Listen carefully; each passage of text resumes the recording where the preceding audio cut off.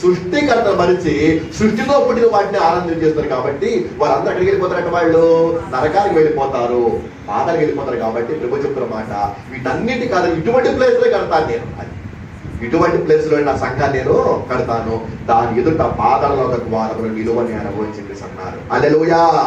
కాబట్టి సంఘం అనేటువంటిది పాతాళానికి వెళ్లకుండా ఆమె మార్గం ప్రేదలు పెట్టారు. పై కింద చెప్తున్నాడు, పరలోక రాజ్యం తాళం నీకు ఇచ్చేస్తాను నేను, భూమి మీద వేటి విప్పుతావో అక్కడ విప్పుతాను నేను, వేటి బంధిస్తావో వాటిని బంధిస్తాను. అంటే అర్థమేమిటానా, వర్షం కురవకుండును కాక అంటే దేవుడు అంటే వర్షం ఆపేస్తాడు, వర్షం వచ్చును కాక అంటే దేవుడు ఆ తూములన్నీ విప్పేస్తాడు.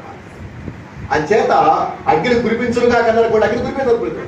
కాబట్టి ఈ సంఘము ఏది నింపుతుందో అక్కడ నింపుతున్నాడు, ఏది కట్టేస్తున్నాడో ఇది కట్టేస్తాడని చెప్పేసి అన్నాడు.